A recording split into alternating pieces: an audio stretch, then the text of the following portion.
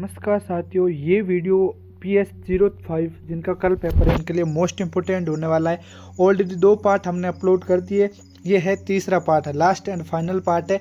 इस पार्ट के अंदर हम 6 पार्टों की समरी पढ़ेंगे। ऑलरेडी 2 जो पहले पार्ट अपलोड किए उसके अंदर 5-5 पार्टों की हमने समरी पढ़ ली है। समरी आपको इस तरह समझाई है जैसे कि एक छोटे बच्चे को ABCD कैसे समझाते हैं जिसे उसको ज़िंदगी भर याद रहता है, उसी प्रकार हमने समझाई है। तो वो 2 वीडियो इस वीडियो को देखने के बाद आप देख लेना। सबसे पहले आपको बता दूं, किसी भी एग्ज़ाम में जाने से पहले जो PS05 है इस वीडियो को एक बार ज़रूर देख लेना। चलो सबसे पहले हम अध्याय 11 जॉन लॉक इसके पार्ट के सारांश को जानते हैं ताकि आपके एग्जाम के अंदर कोई भी क्वेश्चन आए उसे आप फटाक से सॉल्व कर पाओ। जॉन लॉक एक प्रसिद्ध अंग्रेजी दार्शनिक BA अंतिम वर्ष के छात्रों के लिए महत्वपूर्ण विषय है। उनका अनुभववाद, राजनीतिक दर्शन और सामाजिक अनुबंध का सिद्धांत आधुनिक राजनीतिक और दार्शनिक विचारों पर गहरा प्रभाव डालता है। जॉन लॉके कौन था? 1632 में जन्म हुआ और 1704 में उसकी मृत्यु हो गई। अनुभववाद के जनक, लोगों को अनुभववाद का जनक माना जाता है। उनका मानना था कि ज्ञान का मुख्य स्रोत क्या है? अनुभव है। साथियों, अगर आपको ये PDF चाहिए तो वो PDF भी आपको कैसे मिलेगा वो भी मैं आपको बताता हूँ। मॉडल पेपर कैसे मिलेगा जो आज आपका पेपर होने वाला है वो भी बताता हूँ। 2 पार्ट कहाँ मिलेंगे सब कुछ बताऊँगा, बस वीडियो के अंत तक बने रहो। कोई और वीडियो देखने की आवश्यकता नहीं है, ये एक ही वीडियो काफ़ी है। फिर है सामाजिक अनुबंध। उनका सामाजिक अनुबंध का सिद्धांत बताता है कि सरकार लोगों के साथ एक समझौते के रूप में बनती है और लोगों को सरकार को बदलने या उखाड़ फेंकने का अधिकार है। यदि सरकार अपने वादों को पूरा नहीं करती है या लोगों के अधिकारों का उल्लंघन करती है तो लोग सरकार को उखाड़ के फेंक सकते हैं। फिर है प्राकृतिक अधिकार। लोके ने जीवन, स्वतंत्रता और संपत्ति को प्राकृतिक अधिकार माना है। लोके ने क्या बोला है कि स्वतंत्रता और संपत्ति को प्राकृतिक यानी प्रकृति का अधिकार माना है जो सरकार द्वारा नहीं छीन सकते। और फिर लोके ने बताया राजनीतिक दर्शन। उनके राजनीतिक दर्शन ने सीमित सरकार और संवैधानिक शासन के महत्व को जोर दिया है। फिर है ज्ञानोदय। लोके के विचार ने ज्ञान उदय युग को प्रेरित किया है और संयुक्त राज्य अमेरिका के संविधान पर भी उनका प्रभाव पड़ा है। ठीक है, अब हम जानेंगे इसके प्रासंगिकता को।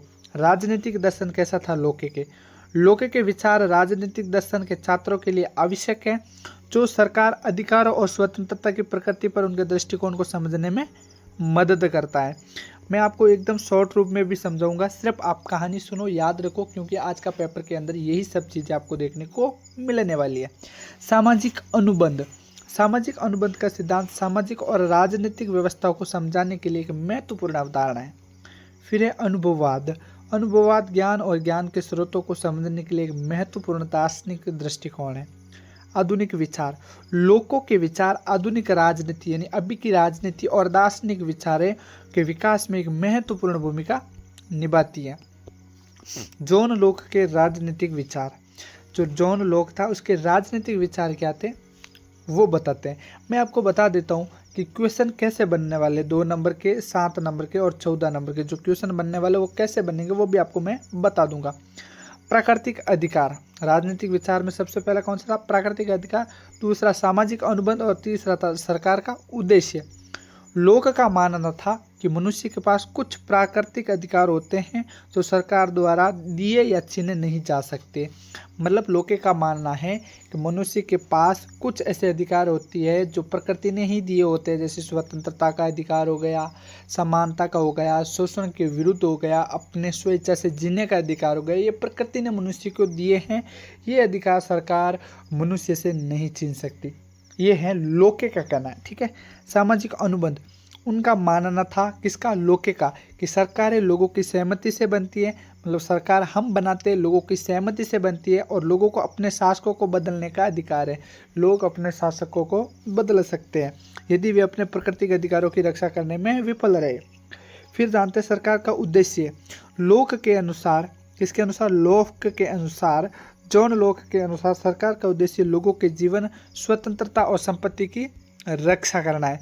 अब साथियों हम बात करेंगे संपत्ति का अधिकार के बारे में। ये जॉन लॉक के अनुसार उन्होंने संपत्ति के अधिकार को एक प्राकृतिक अधिकार माना है जो श्रम के माध्यम से प्राप्त होता है। सहमति और प्रतिनिधित्व। लोक ने जोर दिया है कि सरकार को लोगों की सहमति संचालित होना चाहिए और लोगों को अपने शासकों को चुनने का अधिकार होना चाहिए। और फिर कानून का शासन। उनका मानना था कि सरकार को कानून के अनुसार चलना चाहिए और कोई भी व्यक्ति कानून से ऊपर नहीं है, यानी जो कानून बन रखे हैं सरकार भी उसी के हिसाब से चलेगी, ना कि सरकार बना के कानून को छेड़छाड़ कर दी जाए।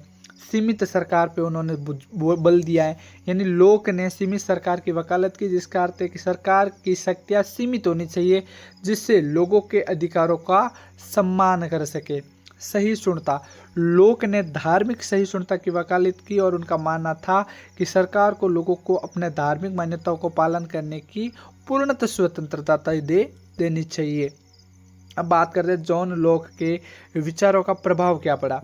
सबसे पहला अमेरिका क्रांति पर पड़ा। लॉक के विचारों ने अमेरिका क्रांति को प्रेरित किया और अमेरिका स्वतंत्रता की घोषणा में उनके विचारों को प्रतिबिंबित किया गया। फ्रांसीसी क्रांति। लॉक के विचारों ने फ्रांसीसी क्रांति को भी प्रभावित किया और फ्रांसीसी क्रांति के घोषणा पत्र में उनके विचारों को भी शामिल किया गया। ये हैं कुछ लॉक के विचार। फिर जानते हैं फ्रांसीसी क्रांति क्या है। लॉक के विचारों ने फ्रांसीसी क्रांति को भी प्रभावित किया है और फ्रांसीसी क्रांति को घोषणा पत्र में उनके विचारों को शामिल किया गया। और फिर जानते हैं लोकतंत्र। लॉक के विचारों ने आधुनिक लोकतंत्र व्यवस्थाओं के विकास में महत्वपूर्ण भूमिका निभाई है। फिर है उदारवाद। लॉक को उदारवाद का जनक कहा जाता है। 2 नंबर का क्वेश्चन आ सकता है कि उदारवाद का जनक किसे कहता है, वो है लॉक को उदारवाद का जनक कहा जाता है और उनके विचारों ने उदारवादी राजनीतिक दर्शन को आकार दिया है। साथियों, इस पार्ट के अंदर हमने क्या क्या जाना वो एक बार रिवीजन कर लेते हैं। जॉन लॉक की सबसे पहले हमने उनके बारे में जाना। उनके बारे में जानने के बाद उसके राजनीतिक दर्शन के बारे में जाना, उनके विचारों के बारे में जाना। उनके विचारों के बारे में जानने के बाद उनकी प्रशासनिकता के बारे में जाना और प्रशासनिकता जानने के बाद हमने जॉन लॉक के राजनीतिक विचार जाने, जो प्राकृतिक सामाजिक अनुबंधन, सरकार का उद्देश्य क्या था, संपत्ति का अधिकार, कानून का अधिकार, सीमित सहिष्णुता। और फिर राजनीतिक विचारों के प्रभावों के बारे में जाना कि क्या क्या कौन सी राष्ट्र पर क्या प्रभाव पड़ा है इनके विचारों का। ठीक है, उसके बाद हम चलते हैं अपने अगले अध्याय की तरफ। अगला अध्याय है हमारा Jean Jacques Rousseau. Jean Jacques Rousseau 18वीं शताब्दी के एक प्रसिद्ध दार्शनिक, लेखक और संगीतकार थे जिन्होंने राजनीतिक दर्शन, शिक्षा और साहित्य के क्षेत्र में महत्वपूर्ण योगदान दिया। उनका सामाजिक अनुबंध, एमिली जैसे कार्य, फ्रांसीसी क्रांति और आधुनिक राजनीतिक विचारों पर गहरा प्रभाव डालते हैं। रूसो के जीवन और कार्यों का संक्षिप्त विवरण हम देखें तो यहाँ पे देखते हैं। फर्स्ट, रूसो का जन्म 28 जून 1712 को जिनेवा में हुआ था। ठीक है, रूसो ने प्राकृतिक अवस्था, सामाजिक अनुबंध, सामान्य इच्छा और शिक्षा जैसे विषयों पर विचार व्यक्त किए। मुख्य कार्य इनका क्या था? सामाजिक अनुबंध, Emily Julia the New Heloise and confessions. ठीक है, उसके बाद इनकी मृत्यु हो गई थी 2 जुलाई 1778 के अंदर। एंड विरासत के अंदर रूसो को आधुनिक राजनीति और शैक्षणिक विचारों के विकास में महत्वपूर्ण व्यक्ति माना जाता है, महत्वपूर्ण भूमिका मानी जाती है। और उसके बाद में हम जानते हैं रूसो के अपने जो बीए अभी के एग्जाम है उनके अंदर, उनके पाठ्यक्रम में क्या क्या चीज़ें हैं जो जानने लायक है, जो हमें अपने जीवन के अंदर उतारनी चाहिए। रूसो का अध्ययन बीए अंतिम वर्ष के राजनीति विज्ञान, दर्शन शास्त्र और साहित्य के पाठ्यक्रम में शामिल हो सकता है। विद्यार्थी उनके राजनीतिक दर्शन, सामाजिक अनुबंध, शिक्षा पर विचार और साहित्य कार्यों का अध्ययन करते हैं।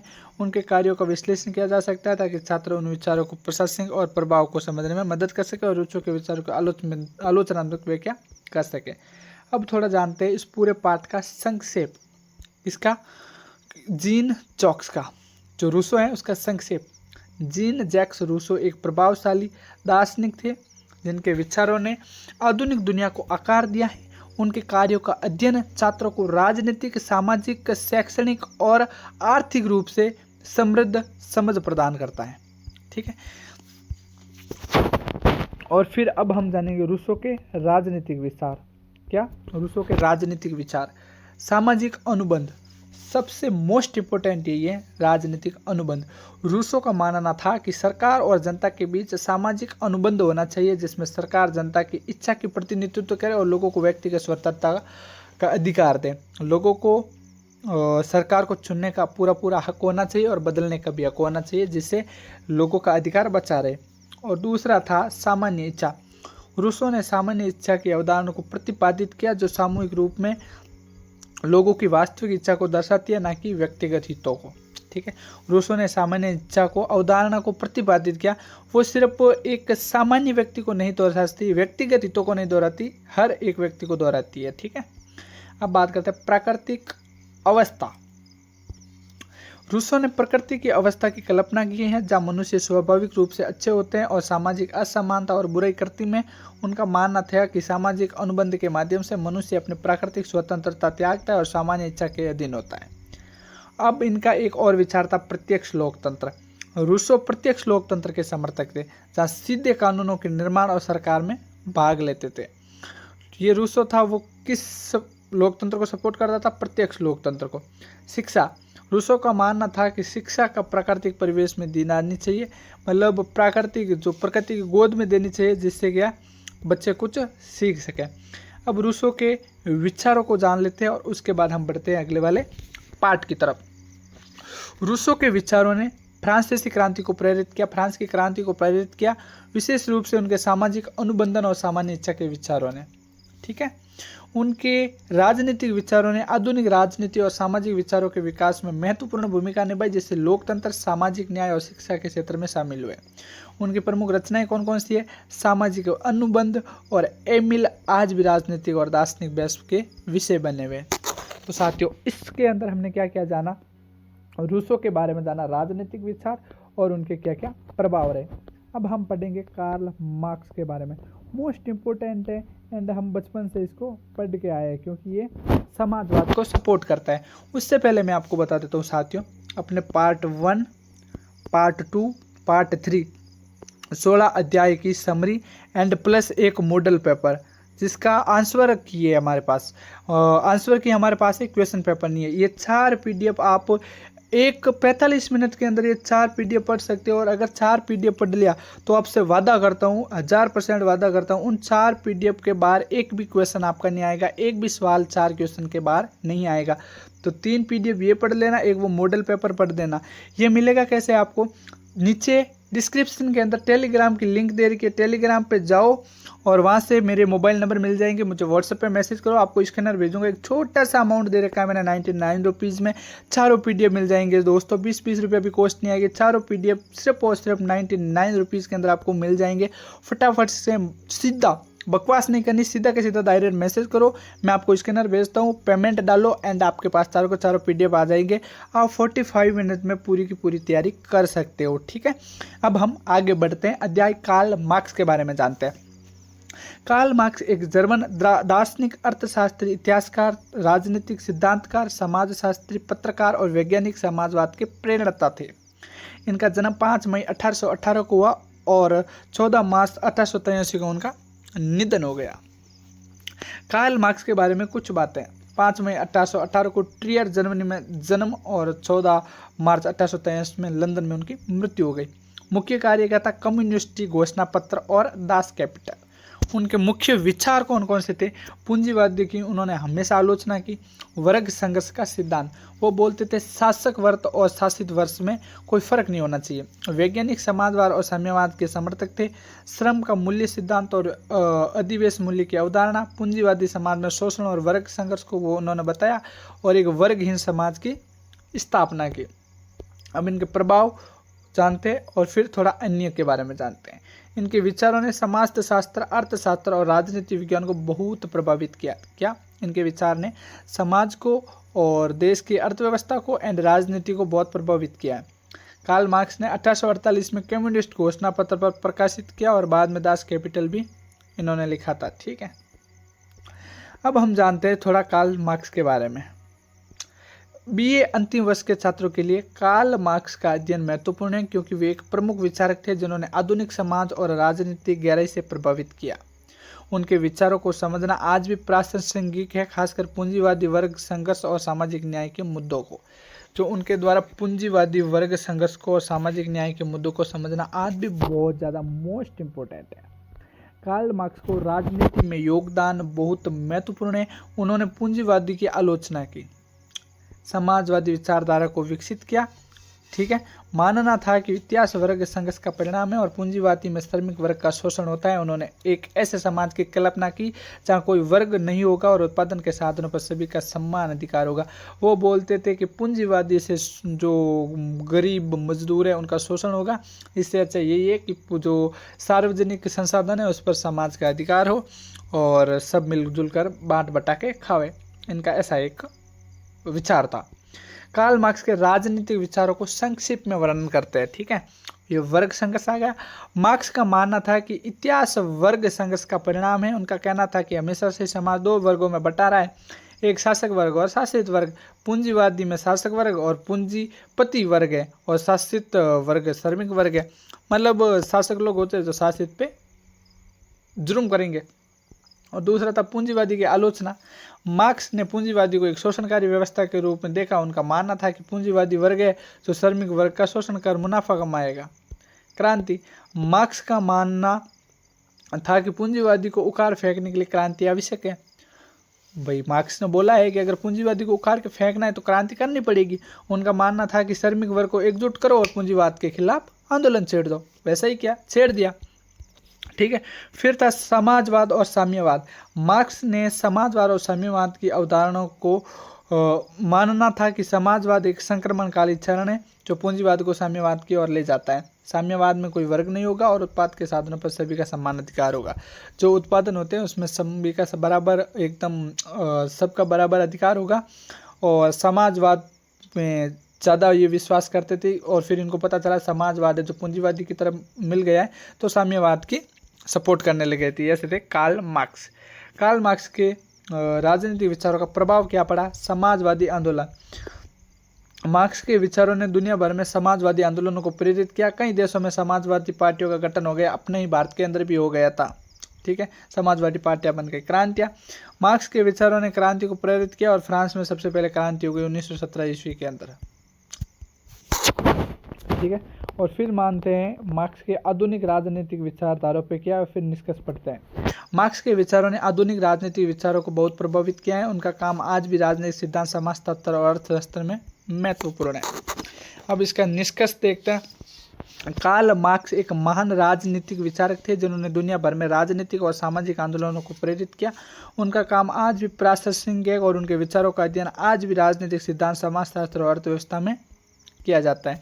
तो दोस्तों, कार्ल मार्क्स के हमने राजनीतिक विचार पढ़े, उनके पर्सनल बातें पढ़ी, सब कुछ हम कार्ल मार्क्स के बारे में जान लिया। वो साम्यवाद का समर्थन करते थे, समाज का समर्थन करते थे। ठीक है, अब जानते हैं न्याय का सिद्धांत जॉन रॉल्स के बारे में। जॉन रॉल्स का न्याय का सिद्धांत, जिसे न्याय के रूप में निष्पक्षता भी कहा जाता है, एक राजनीतिक और नैतिक सिद्धांत है जो न्यायपूर्ण समाज की अवधारणा पर केंद्रित है। रोल्स का मुख्य विचार यह है कि न्यायपूर्ण समाज वो है क्या? रोल्स के अनुसार न्यायपूर्ण समाज वो है जिसमें सामाजिक और आर्थिक असमानताएं इस तरह से व्यवस्थित की गई हो समाज के सबसे कम सुविधा प्राप्त को भी लाभान्वित कर सके, उन सभी के लिए समान अवसर सुनिश्चित हो। नहीं समझे? मैं समझाता हूँ।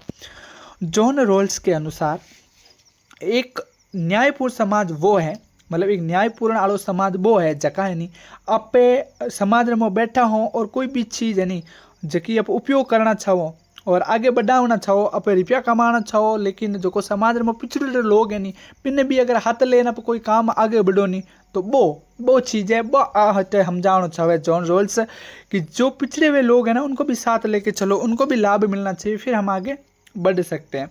रोल्स के न्याय के सिद्धांत के दो प्रमुख मुख्य पहलू है। कौन सा है? एक तो है समान स्वतंत्रता का सिद्धांत। उनका कहना है कि प्रत्येक व्यक्ति को समान बुनियादी स्वतंत्रता का अधिकार होना चाहिए। मतलब इनको कहना हो कि प्रत्येक व्यक्ति वनी बिन खुद कई स्वतंत्रता वनी बिन खुद कने भाषण भाई बोलनो अधिकार होना चाहिए, सभा में बेहनो अधिकार होना चाहिए और अंतकरण स्वतंत्रता भी होनी चाहिए। और दूसरा इनको एक सिद्धांत हो कि अंतर का सिद्धांत और उचित अवसर का सिद्धांत। मतलब सामाजिक और आर्थिक असमानता तभी स्वीकार है जब वे जैसे कि आमने समाज रमो आर्थिक यानी रुपयो टको और समाज रमो ऐसे कि असमानता ने जदे स्वीकार की जावेला जब समाज रा सब बिछड़ियोड़ा लोग है बियों ने भी कहीं न कहीं फायदो होना चाहिए। यहाँ समाज के सबसे कम सुविधा प्राप्त सदस्यों को लाभान्वित करें और दूसरा है उचित अवसर की समानता के माध्यम से सभी के लिए खुले पदों और स्थितियों से जुड़ी हो। ऐसा जॉन रॉल्स का अपना मत था। अब बात करते हैं, जॉन रॉल्स काल्पनिक स्थिति, मूल स्थिति की भी कल्पना किया करते थे, जिसमें एक व्यक्ति अज्ञानता के पर्दे के पीछे हुआ करता था या बैठा करता था और न्याय के सिद्धांतों पर सहमत होते थे। अज्ञानता के पर्दे का मतलब है कि व्यक्तियों को अपनी सामाजिक स्थिति, आर्थिक स्थिति या प्राकृतिक क्षमताओं के बारे में कोई जानकारी नहीं होती थी। रोल्स का तर्क है कि इस स्थिति में व्यक्ति न्याय के सिद्धांतों पर सहमत होंगे तो निष्पक्ष हो कि सभी के लिए फायदेमंद हो। ठीक है, जॉन रॉल्स का न्याय का सिद्धांत एकदम संक्षेप वर्णन के अंदर बता देता हूँ। अगर 2 नंबर का क्वेश्चन आ जाए कि जॉन रॉयल का न्याय का सिद्धांत क्या था, तो आपको लिखना है राजनीतिक और नैतिक दर्शन में एक महत्वपूर्ण योगदान है, ये नहीं लिखना है। और इसने न्याय, समता और सामाजिक न्याय के बारे में बहस को प्रेरित किया है। अगर पूछ ले जॉन रॉल्स रॉय का न्याय का सिद्धांत क्या है, तो आपको सिंपली बताता है वो उस समाज के अंदर आर्थिक और सामाजिक असमानता तभी स्वीकार की जाएगी जब जो पिछड़े हुए लोग हैं समाज के अंदर उनको भी फायदा मिलेगा। ठीक है, तो ये इनका जॉन रॉल्स का अपना सिद्धांत था। अब आपका अध्याय है 15वां, बहुसंस्कृतिवादी।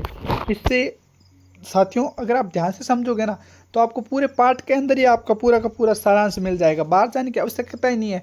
बहुसंस्कृतिवादी मतलब समाज के अंदर जाति प्रथा, जातीय समूह का अस्तित्व। ठीक है, बहुसंस्कृतिवादी का शाब्दिक अर्थ क्या है? जातियों और समूहों का अस्तित्व। यह न केवल विभिन्न संस्कृतियों की मौजूदगी को स्वीकार करता है बल्कि उनके बीच समानता और सम्मान को भी बढ़ावा देता है। ठीक है, ये एक ऐसा दृष्टिकोण है जो सांस्कृतिक विविधता को एक मूल्य के रूप में देखता है और इसे बढ़ावा देने की वकालत करता है। अब मान के चलिए हम अब जानेंगे बहुसंस्कृतिवादी के पहलू क्या क्या है। सामाजिक और राजनीतिक। बहुसंस्कृतिवादी समाज में विभिन्न संस्कृतियों के लोगों के साथ रहने और काम करने की अनुमति देता है। क्या बहुसंस्कृतिवादी सामाजिक रूप से देखा जाए तो सभी को एक साथ मिलकर रहने की अनुमति देता है। राजनीतिक, ये राजनीतिक दर्शन के रूप में भी काम करता है जो सरकार को सांस्कृतिक विविधता का प्रबंधन करने और उनको नागरिकों के अधिकार को सुनिश्चित करने का तरीका बताता है। शैक्षणिक रूप में बहुसंस्कृतिवादी शिक्षा का उद्देश्य छात्रों को विभिन्न संस्कृतियों के बारे में ज्ञान प्रदान करना और उनमें सहानुभूति और समझ विकास करना है। अब बात करते हैं बहुसंस्कृतिवादी के लाभ। साथियों, आप ही के लिए सब कुछ मेहनत हो रही है, आप ही के लिए सब कुछ हो रही है। मैं आपको समझा रहा हूँ वीडियो के द्वारा, अगर आप इसको नोट के द्वारा पढ़ोगे तो बड़ा मज़ा आएगा और एग्ज़ाम के अंदर क्वालिफाई करके आओगे एकदम आराम से।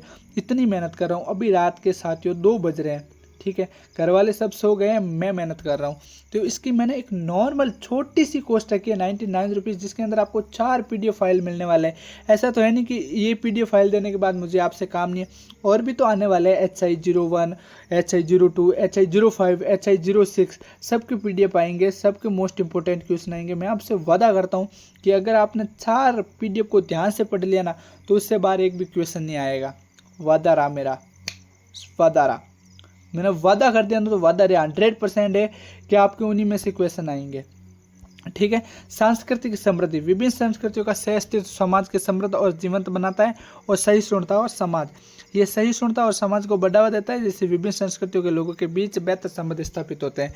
आपको PDF कैसे मिलेगा? टेलीग्राम चैनल ज्वाइन करो, वहाँ पे मेरे नंबर मिल जाएंगे, व्हाट्सएप पे मैसेज करो, स्कैनर भेजो, पेमेंट करो एंड PDF मैं आपको हाथों हाथ सेंड कर दूंगा। ठीक है, चलो अब आगे बढ़ते हैं। आगे सृजनात्मक और नवाचार। विभिन्न दृष्टिकोणों का संगम रचनात्मक और नवाचार को बढ़ावा देता है। बहुसंस्कृतिवादी की चुनौतियाँ। सांस्कृतिक संघर्ष। विभिन्न संस्कृतियों के बीच संघर्ष और तनाव भी हो सकता है। अब बात करते हैं बहुसंस्कृतिवादी की चुनौतियाँ क्या क्या होती है। देखो, चुनौतियाँ आलोचना, सही गलत, नकारात्मक सकारात्मक, सबके गलत सही पहलू होते रहते हैं। बात करते हैं सबसे बड़ी चुनौतियाँ है सांस्कृतिक संघर्ष। विभिन्न संस्कृतियों के बीच संघर्ष और तनाव हो जाता है। देखो भाई, जाति गुट के अंदर, घर परिवार के अंदर देख लो, भाई भाई के बीच में, लोगों के बीच में, संस्कृति के बीच में, गांव के बीच में, नदी के बीच में, नालों के बीच में अपने वो सब कुछ हो जाता है, तो वो तो नॉर्मल रहता है। एकीकरण की चुनौतियाँ।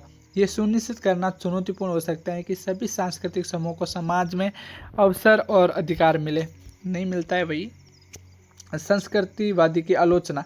कुछ लोग बहुसंस्कृतिवादी को राष्ट्रीय एकता के लिए खतरा मानते हैं, जो कि सही है, जबकि अन्य इसे सांस्कृतिक मूल्यों को शरण के रूप में देखते हैं। देखो भाई, आमने एक कहावत है कि छड़ी उड़े नहीं हंसे, मैंने कहना पाले नहीं हंसे, तो थोड़ा बहुत तो गुण अवगुण तो होता रहे। अब इनो एकदम निष्कर्ष जाना, बहुसंस्कृतिवादी एक जटिल अवधारणा है, घनी ओंजी अवधारणा है जिसके कई पहलू है।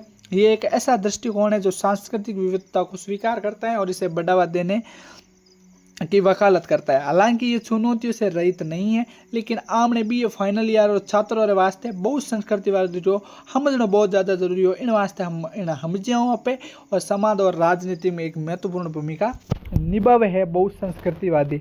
अब बहुसंस्कृतिवादी के बारे में आप सब कुछ जान चुका हूँ। अगर फिर भी नहीं जाने हो तो एक बार इन वीडियो ने भले ठोक लो, भले देख लो, एग्जाम पहला देख लो और कहीं। अब लास्ट अध्याय है आप वैश्वीकरण। ठीक है, लास्ट अध्याय है आपका वैश्वीकरण। वैश्वीकरण का शाब्दिक अर्थ क्या होता है? दुनिया के विभिन्न देशों और लोगों के बीच बढ़ती हुई आपसी जुड़ाव, निर्भरता, जिससे क्या वस्तुएं, सेवाएं, विचारों और संस्कृतियों की सीमाओं का आदान प्रदान होता है। उसी वैश्वीकरण कहते हैं। बाहर की चीज़ें ला के यहाँ बेचो और यहाँ के ले जाकर बाहर ठोको, इसे आयात और निर्यात। और वैश्वीकरण यानी विश्वरी की प्राचीन धरातलों हैं, विश्वरा जगह जगह मेन राजनीतिक विचार होगा, सामाजिक विचार होगा, धार्मिक विचार होगा, बे आदान प्रदान करो ना, वो वैश्वीकरण है। ठीक है, वैश्वीकरण यानी विश्व लान अटटेकनी भी चीज़ों। वैश्वीकरण के मुख्य पहलू आर्थिक वैश्वीकरण, सांस्कृतिक वैश्वीकरण, राजनीतिक वैश्वीकरण, एम बकिया जगह है लिखियोड़ा बढ़िया है। ठीक है, इसमें देखो आर्थिक वैश्वीकरण के अंदर क्या आता है? व्यापार, निवेश, पूंजी की सीमाओं के आर पार का आवागमन शामिल हो जाता है। सांस्कृतिक वैश्वीकरण क्या होता है? विभिन्न संस्कृतियों के एक दूसरे के साथ मिलना जुलना और आदान प्रदान करना, गले लगाना, खाना पीना, घोटाला करना, सब कुछ। ठीक है, उसके साथ आता है राजनीतिक वैश्वीकरण। राजनीति में तो भाई साहब था नहीं था, कहीं होना वाला है। इनमें देशों के बीच सहयोग, अंतर्राष्ट्रीय संगठनों का उदय होता है और नीतियों का समन्वय, एक दूसरे के आदान प्रदान होता है। प्रौद्योगिकी वो वैश्वीकरण, इसमें सूचना और संचार प्रौद्योगिकी का विकास होता है। प्रौद्योगिकी में क्या होता है कि तुम मेरो रेडियो ले जान, तुम मन दे दे, अठारी खबर बठैन, बठारी खबर अठे। ठीक है, इससे दुनिया भर के लोगों को जुड़ना आसान हो जाता है। ठीक है, अब बात करते हैं वैश्वीकरण के प्रभाव। मैं थाने पहले ही बतायो कि सही गलत हुगलो हकरो, हर चीज़ दो पहलू वे, या तो गंदो या सही, फूटरो कोजो, सब कुछ होता है। तो सकारात्मक प्रभाव क्या है? वैश्वीकरण से आर्थिक विकास, जीवन स्तर में सुधार आता है और विभिन्न संस्कृतियों के बीच समझदारी बढ़ती है। नकारात्मक प्रभाव क्या है?